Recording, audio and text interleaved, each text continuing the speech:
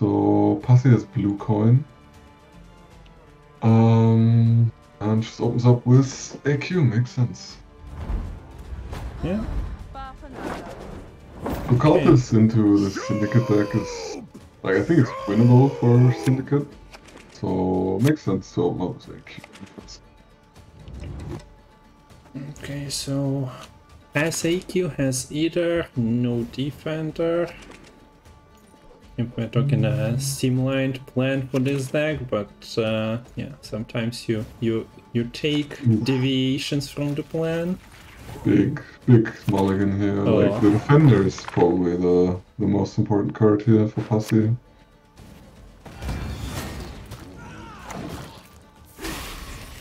We're going to see some very riveting AQ gameplay where they have a defender and then decide if they want to play the Hydra or not, and if they're the AQ click stratagem.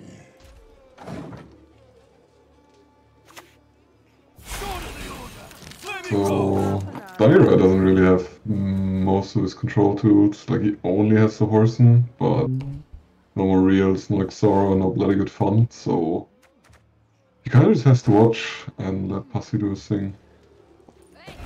Yeah, but he gives no units, so the Sabbath is dead at the moment. And there is no third card to play to go like complete no unit though, so... I mean, you could decide to just discard the Plunder here, and then try to, round 2, maybe he plays Novigrad into a Candle, like, makes it really awkward for Passi.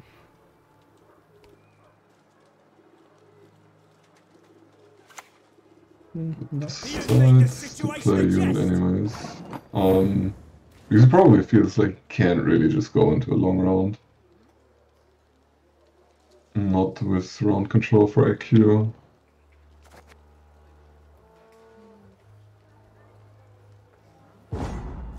So Passi just goes for the Tempo Pass, interesting. He did have the consumed hand, if he wanted to cash out. Also kind of placed it weirdly for the consume rate. Yeah, I agree. He made it kind of, I mean, maybe not obvious, but it implied that he was probably just gonna power. I'm a bit surprised though, because, like, I feel like Syndicate has shown pretty clearly that they don't have, like, super big interest to stay in the round with the plays they made. And I don't know, I feel like if you just get round control easily, it's kind of nice for AQ. But I don't know. It's like Syndicate winning a round on 6 cards is so comfortable because you can just open up round 2 with Novigrad into Candle, and it's kind of weird for your opponent to play against it. Yeah.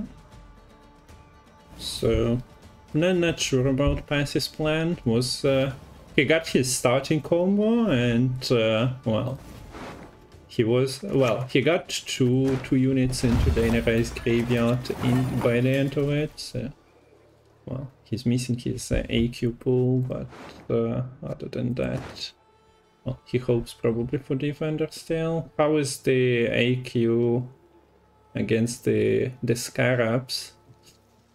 Like, you can get through them, but that might be a bit painful.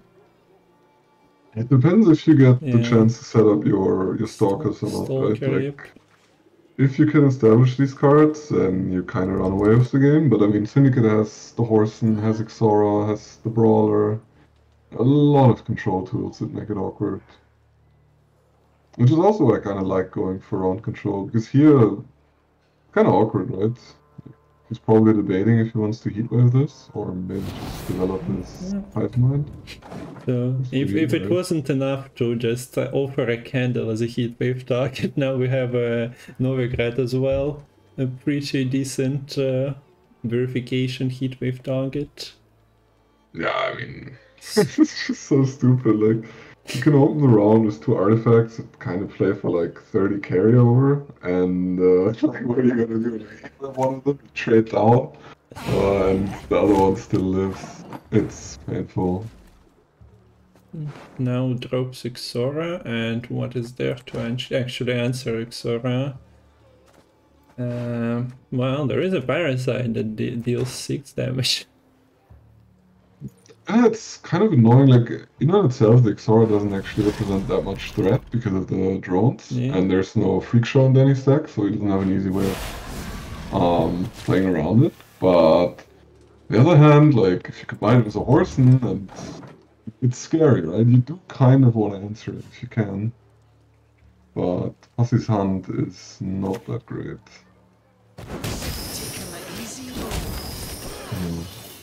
And now it's just getting really awkward.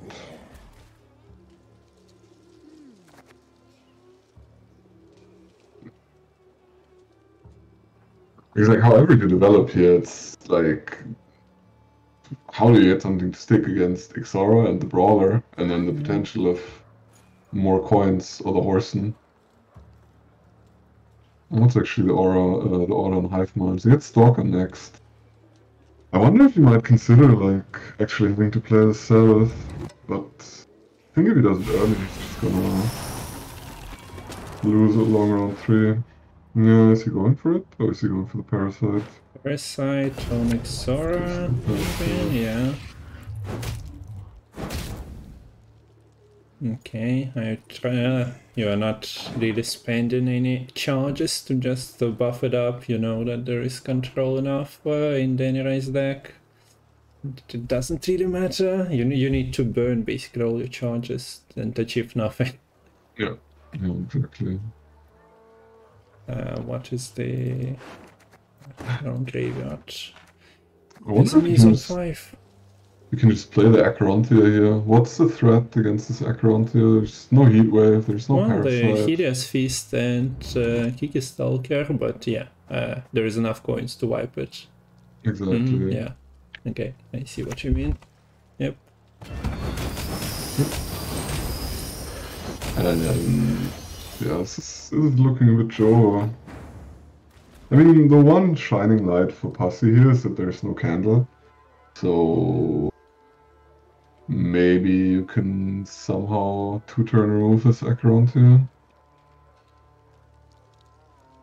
But it seems a bit copium at this point. What is he still getting from his Hive Mind? Edgelink now. Yeah, makes sense.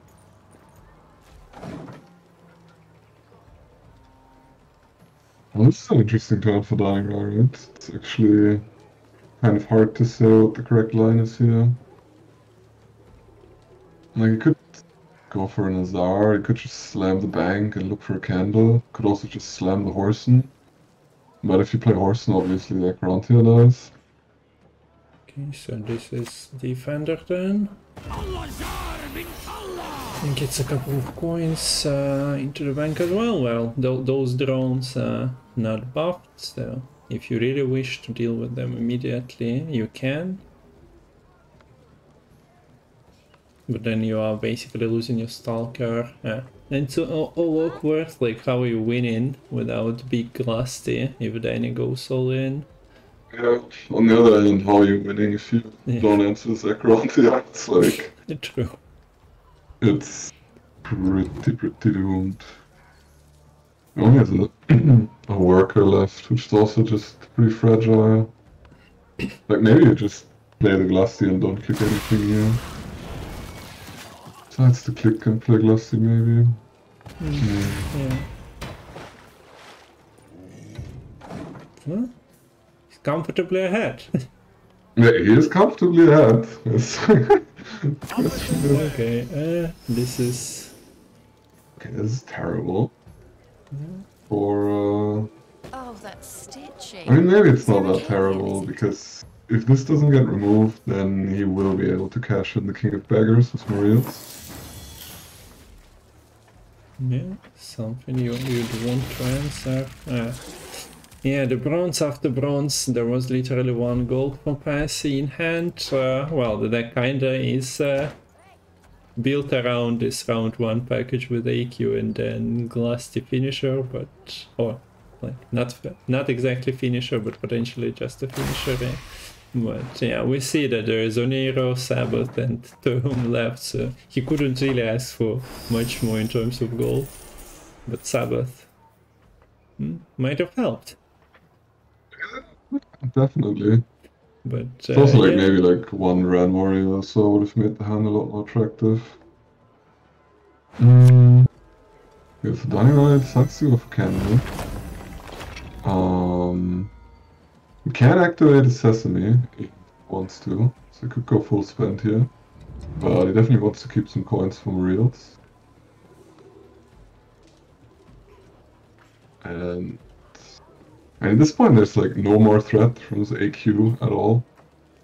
You just have to play around like randomly, like Stalker getting enough charges to kill one of your things, but yeah. He's just gonna go Mariels next turn, and it's gonna be pretty hard for Passi to make up these points.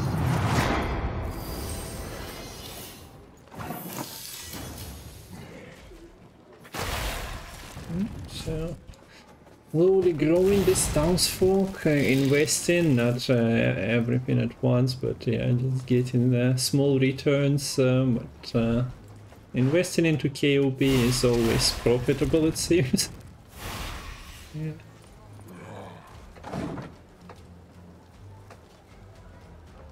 He just slams some reels, makes sense. He's gonna get another card from the Acherontia. It's Joe. Yeah, that's pro. Oh yeah, why not then? That's an insult to the injury already. Very good. Very talented.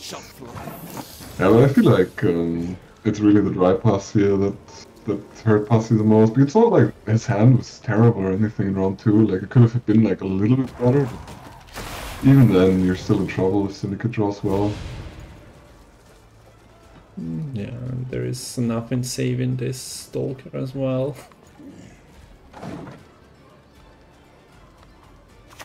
So then he decides to finish it. Ah, wait. Yeah. Okay. That's all. Yeah, the forfeit incoming. I mean, it also makes sense what he did. Like, maybe he should have just held the Parasite, because you already know your opponent doesn't have the Candle. So, as soon as you play the Parasite with the Heat Wave gone, you know 100% your opponent can just stick Acherontia whenever they want to. So maybe if he holds that, then... But then the Acherontia, the Xor gets extra value, and probably still a very lost round 2. I actually see him going ahead with Cultists. Kind of surprised, honestly. Patience is not a virtue I am known to have. Also makes sense, for sure. And Passi playing Skellige. This matchup is pretty shit, I think, for SK. I'm not actually sure. I think you have to like time your removal really well to have a chance. Yeah. There is never enough control for the cultists. Yeah. And if it starts rolling, then, yeah. Magpie did pretty nice things, like trying to stop your cultists yesterday.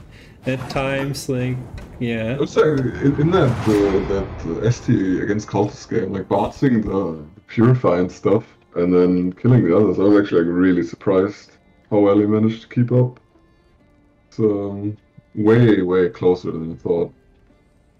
And yeah, sometimes if cultists are like struggling a bit, because they can also break with like the Nausicaas and other stuff, and you draw well and you find good timings, it's definitely winnable. Especially if you're on red and you can actually win on even.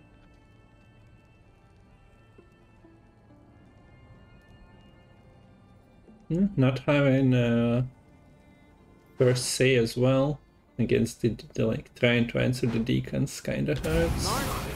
Interesting. So Danirai actually going for Operator onto Deacon here. I guess one of the bigger reasons is that Skellige can deny some of the infusions and just play like very low amounts of bronze cards in like a round 2 or 3 scenario. So And then they could potentially like self-heat wave the initiate you give them with Operator. Who decides to go for like maximum tags. Kind of interesting. Yeah. Also, very cute move from Passi, making Svalbard finally joining his own cult. Joining Sigvald, joining Knut, and now yeah, Svalbard is also not just a beast, but a cultist himself. He understood its own value.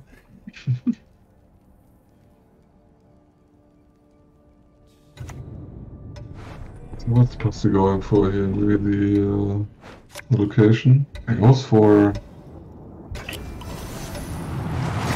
Okay, so is he just playing 3 and leaving and then trying to stop cultists in longer rounds?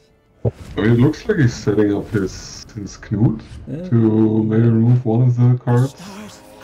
Okay, but yeah, it's location so with Wimviandre in hand sounds like also potential removal.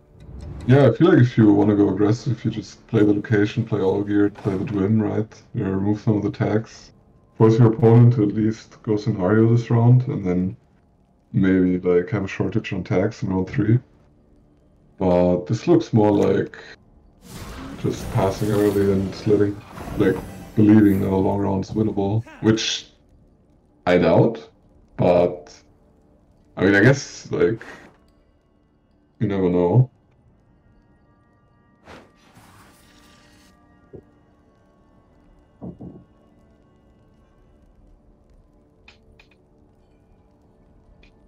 Yeah, so Danirai just doing the Deacon tanks here. Not much else. Also, like, if you read what your opponent is doing, not sure, yeah. At the moment he cannot claim that Passi is passing after this turn, but yeah. It's like Syndicate's definitely Skellig is definitely not playing particularly aggressive here. I mean, like, it's points that Passi has put on the board, but I don't know, his hand's pretty awkward if he actually wants to commit further. Like, what does he even play here? Just Vandra? Yeah, I either commit, like, if you're going to play more than one card, you have to, like, commit big things already, but then location was once again just better, so Pirate goes down, and I don't think we're seeing any more Passi in this round. Yeah. It's actually interesting, like, just how far is Danirai gonna go on his read. Like, he could even just greet this this Deacon, but I mean, that sense it's bad. We enact the And will of use the the Magni cosmos. for a big combo.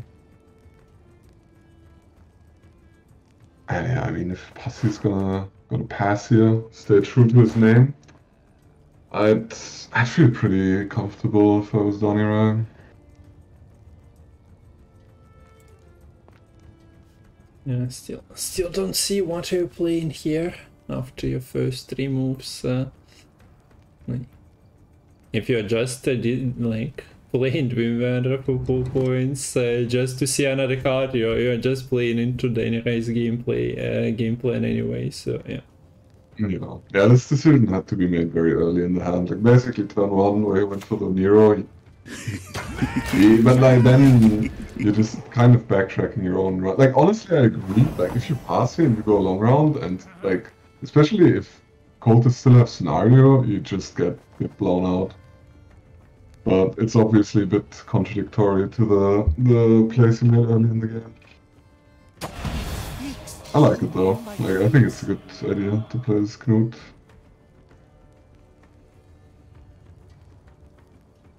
Oh, yeah. Just gonna activate the scenario. And yeah. Okay, and there is still one non-cultist in hand. This hunter is underachiever, not climbing the ladder, no, not joining the cult. what a loser, man. Imagine being like the one non-cultist at a gathering. Yeah, considering like 3 deacons were played, like what are you even doing with your life choices here? But what do you do if you pass it here? You could contemplate the heat wave. You could contemplate. But the problem is now, like, because you haven't really been playing like any threats, like location, or like kept the Oniro for like financial Swarblood, your hand's really flaccid, and your opponent's just gonna play like 1 or 2 gold cultists, and it's pretty much gone. Like maybe just the 7, I don't know what it's called, or the Prophet is gonna be committed here. Master of Ceremonies, yes. I mean, obviously, Danirai has to respect like the threat of the potential like Swarblood or so after the tournament. But yeah, this Prophet is just all too juicy. Set the stage.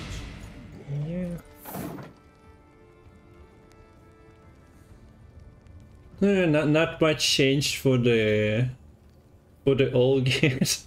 Still a 10-point card, but yeah, the plans on this Travel makes one modest. Knut might have been quite different. So yeah, we see Passi unlocking the hand.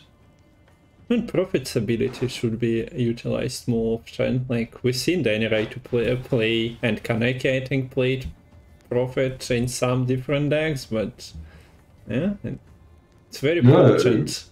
I know, like Paya and Kuno were jamming, like maybe not last season, but the season before that, they were jamming like the cheeky Prophet and Assimilate. Just if you don't expect it, the card is actually really dangerous.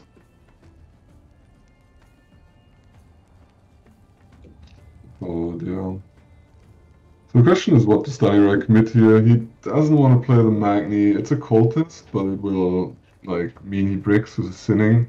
So he kind of has to go for this. Oh, which is a cultist too now. Yeah, now with the deacon from the 2nd chapter, I finally got him. Finally joined the party. Yeah, I mean, then it's a very obvious one to play. And then you can just follow it up with some Master of Ceremonies, lose like nothing out of his combo. And it's looking pretty Jova here after the Master's committed. That's only like a million points here.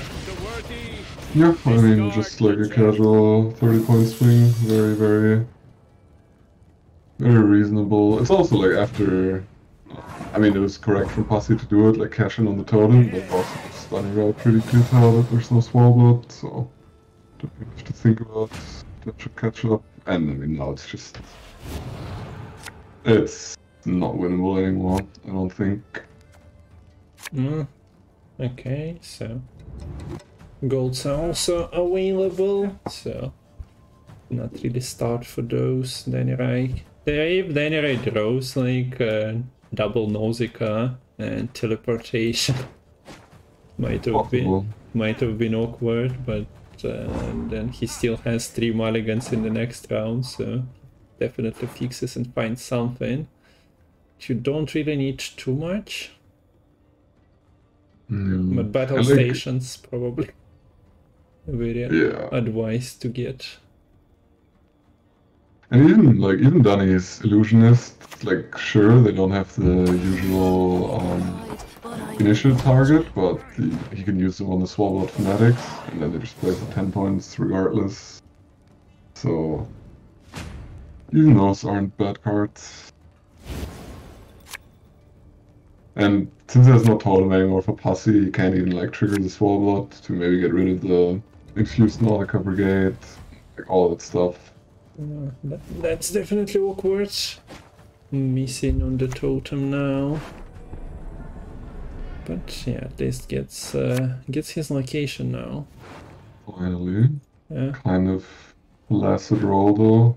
I guess the 2 damage raider or whatever is his name would have been better.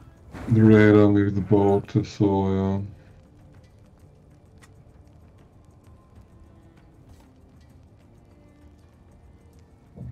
Yeah, and Danirai could just go for the Illusionist here. Like, since it's like even only one of the brigades is infused, it seems pretty low commitment to Nausicaa's, and then you can slam like Poet into Magna Division, into battle stations, and go full ham.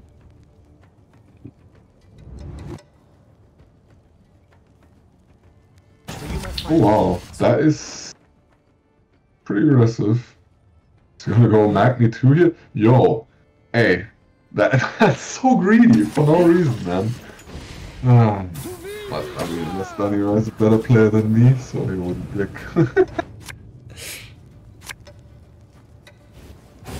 But yeah, feels like just a little unnecessary, but I mean, if it works out and if you don't brick, it's obviously like... Just give incredible. no quarter, lose no value, there you go. Well, that's 29. Yeah, I mean, we've also developed like 20 cultist tags and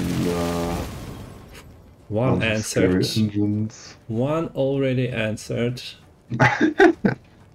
Getting Surely. there. Step by step, slowly getting there. Surely it's winnable for SK, surely.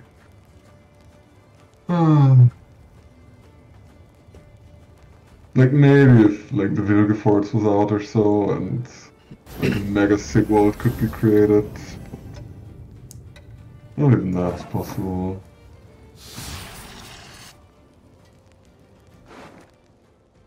Let's see. Arcturus.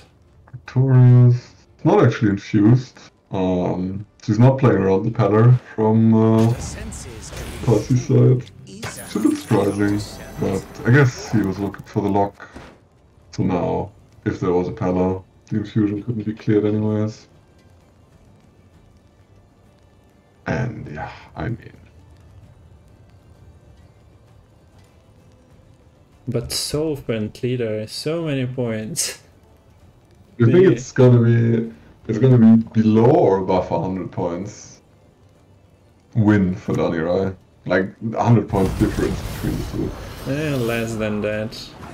Less than that, okay. Yeah, sure. I'll go with the less than that. Yesterday we also expected like elves against cult. Oh, did you play any other? One of the games we were predicting with Lemon, and it turned out to be like a closer affair, but... Yeah, fair enough. Fair enough. So like, yeah. even if... The illusionists are not cultists, the informant is a cultist, and she's copying a cultist, I suppose. Yeah, that might be factored in. Mata is... well... Ah, there we go, yeah. Yeah, so the Mata is actually kind of bricked, but you would have to play the front row because it's just giving you that decree, but... I mean, it's just not winnable here. Yeah, I mean, it's just a cultist game, right? Like, cultists do what they have to do, and... Like, I really think, like, the only way you get a footing in this matchup is you just have to slam jam in round 1, be really aggressive, try to remove all the cultists, and... At least, like, force cultists to not have a 10 card round 3. If it's just like a 6 card round 3 or so, maybe you get a chance, but I mean, it's still cultist. Also looks like a bit inconsistent at least, but kind of cool. Like the new Madame Marquise cards, pretty nice. Passi goes for the Syndicate immediately. Goes with this kind of saying, right, like this is probably the hardest matchup I have to win, so if I win it I have a good shot, and then my mental is recovered, and if I lose it, I don't waste any time. So yeah, I see no Beansy here, do see Double Sesame and Brawler, but well, hitting Deathwish cards maybe not that cool at times. Kind of surprised he kept that hand. Yeah. Felt like getting a card like, I don't know, at least like the Fittier or a Shady Vendor or so would have been really nice. Basically anything but KOB. wouldn't be much of a downgrade. And if you're finding your bin safe there, potentially even like Exora or Morils if you really need to spend big. Yeah. I think I was afraid of like getting spenders removed. We kept 2 of them, but I kind of feel like I have to be a bit greedy here. Because losing on even would be pretty disastrous, I think. Let's see. So Dragon infusing the Toad, Deadlaugh, and just bronze Deathwish units. Okay. So they just get yoinked here. It's pretty convenient for Passi. The question for Danirai here is, does he want to invest a leader charge to play around the seat with? He does. I'm just a sexy little cock. Makes perfect sense. Pretty bad. This was probably the 2 worst he could have hoped for. Mainly because he actually does want some tempo, I think. My Passi just plays a Nilfgaard. Whoa. Really? Well, if you're staying into the round, and fighting for it, I guess he wants to maximize the coins he's gaining and not keeping it later, but yeah. I mean, I guess it makes sense, right? Like, if you say, I really want to attack this round and I just want to play this card for value, then it's actually a really interesting line. And finally, yeah, that's a bit unfortunate. I was 1 coin off. Yeah. Ah, no, he clicked too early. Ah, that stings. Ah, I mean, it's like really low probability to hit it. It's definitely a misplay to not play around it. Unlucky. Yeah, so he has the Azar there to capitalize on the cheaper tributes, but yeah, would have been pretty cool to capitalize on its own tribute. I would have probably just gotten him out of his round, right? If he gets a tribute and then full spends, he's just annoying. I have to be like a Passi this here though, like playing this round aggressively and trying to actually win it.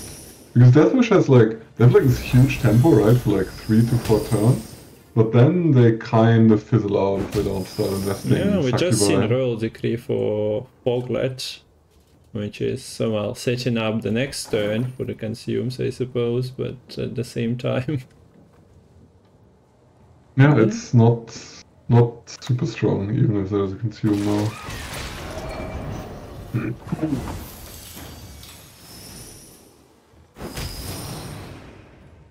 This drill is getting quite a lot of value. The question is like, what good card is Passi going to commit this round? Is it going to be the Bank and the Azar maybe? Is he ever going to drop this Acherontia and just says like, I can win a long round maybe with my Defender and the Vinci? Because the Defender is like super hard to deal with. There's a Heatwave, there's an Arendite, but there's a Peller. So he could have potentially would require a lot of investment. Okay, so we see the Azar with Salamander Mage teaming up together.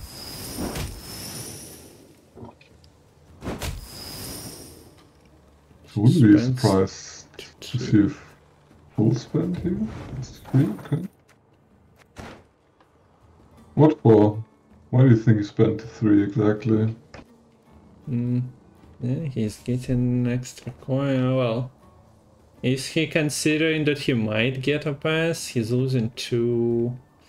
Yeah, I don't think you are expecting to get out of here. I mean, maybe if you expect your opponent to maybe like play another Succubus here into a Warrior, but quite specific.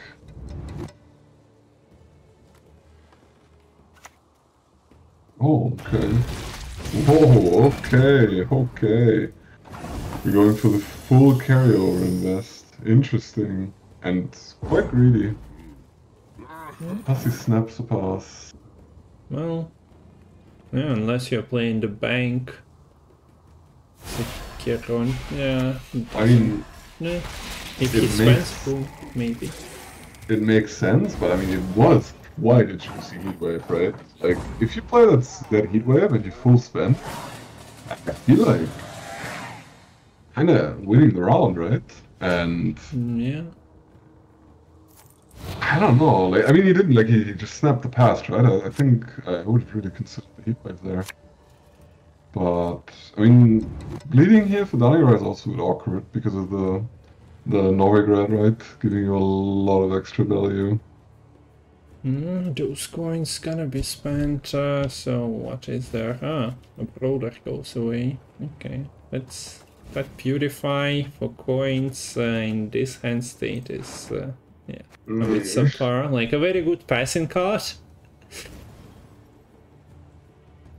But, yeah. Pass, yeah. But I feel like from Danirai, I'm just slim slamming the Blim Blam. Maybe just like back row bridge troll or so.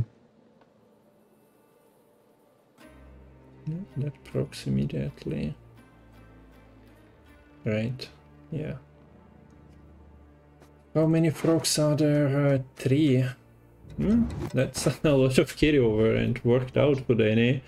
It's a lot of frogs, yeah. Yeah, I mean, that's also like a downside of the pass instead of heatwaving, right? 1 extra frog, but I mean, it's not easy to actually capitalize on all of them. Oh, it goes front row, wow. Very conservative.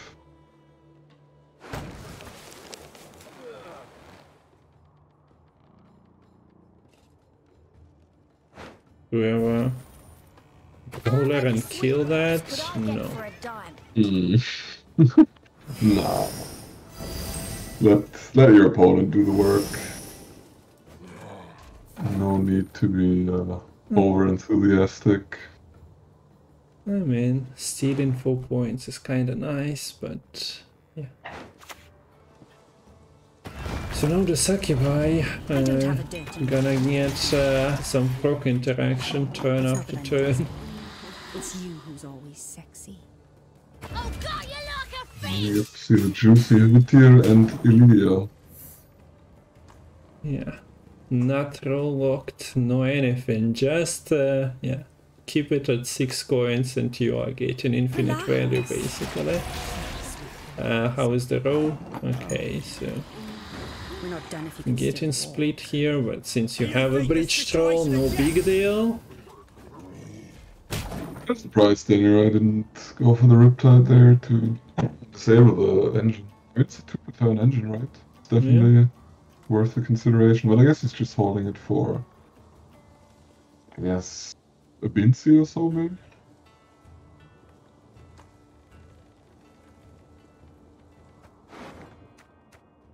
Arendite is at 10, pretty good if you draw into that later. So still that love hiding in the deck. Definitely a lot of juice left for Danirai's round 3. I mean, Passi also has a lot of good cards in the deck. King of Beggars still at 9 points. Just a sexy little cog in a fucked up machine called life. But he will have to pay this Acheron to his sooner or later. The question is, does he wait? Okay.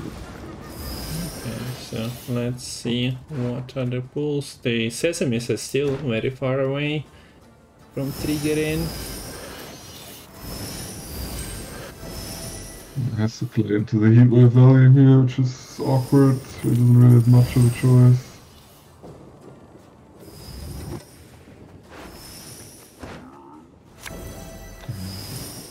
Plunder. It's like an okay-ish hit. Nothing particularly great. touch it. Go on. Feel the craftsmanship. Little surprised about the positioning here. Definitely zero reason to play to the heatwave even more. Yeah, decides to sacrifice 2 more points to that. But is it even worth it for Danirai to take it? Like, this could be Danny's pass, right? Saying, I got enough value and I'm just gonna finish you with these two cards and Deadlove and Erendite. So Azarkan, they're not hiding anything, so Riptide, Heatwave, Erendite should be. Even Dorigarai. No, he goes for it. So you'll invest the leader charge too? Probably too much, honestly, to invest the leader charge here. I feel like it's coming. Yeah, maybe, but like, you gotta feel like for the Syndicate player it's probably like not that hard to activate this engine again, get maybe another 4 points for free, and then catching up without all too much of a hassle. What about the click on location there? Would it go for 50-50? Considerable, honestly, right? Because even the Doragary is probably a good top deck for you. Like, Doragary, Deadlove, and Erendite is probably your best hand, right? So, it does give you in round 3 like a good target for Erendite boost. If you like keep the location, it's like 2 carryover plus like the utility. But yeah, I would have also like played around this pass a little better maybe. Didn't hate it.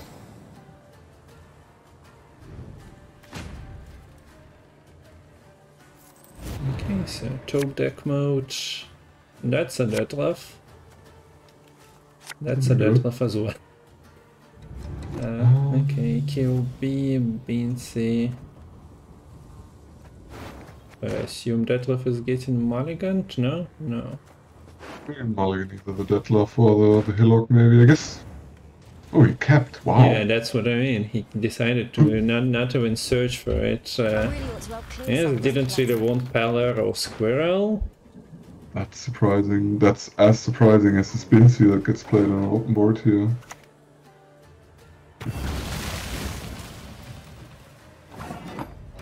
I mean, like, Passi drew really terribly here, right? Yeah. Like, he got really unlucky, but still, like, the Spincy on the open board was just trolling. Like, it's the only win condition here, right? If you combine it with the triggering of your Open Sesame, you can maybe get somewhere, but I mean, this hand is so bad, holy shit. That is just disgusting. You get one card, but... Yeah, you're not even able to trigger your King of Beggars here because you didn't even draw Shady Vendor. And there is still 1/2 available to Danirai as... It's not enough consumes, of course, after leader charge is committed, but yeah, then there goes another consume. It also is not getting answered.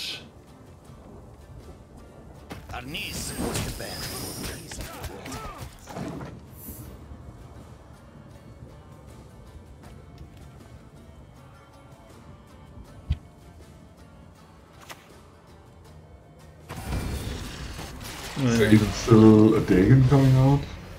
Yeah, I guess this is at... yeah, one left. Actually, it doesn't have the consumes to make it happen. Yeah. But no, that I mean... If only Deadlove was still infused. Yeah, true. Kind of feel like this was a win for Passi if he doesn't draw so horrendously here in round 3.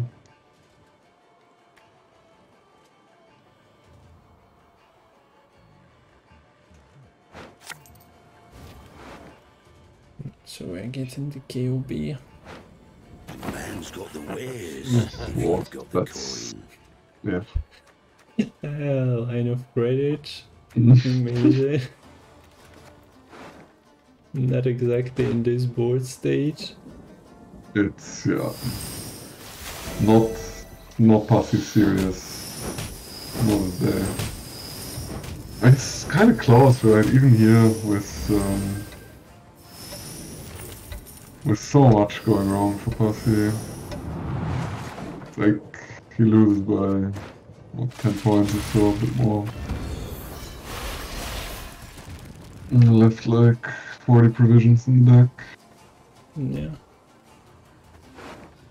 I wonder if he, like, maybe if he plays the builds a bit differently, but that's just not enough here. I don't think that. Oh, but a purify value and some extra points. Incredible. So only an close. 8-point game. Actually, so close. Bit of a tilt though. Yeah, for Passi. Yeah.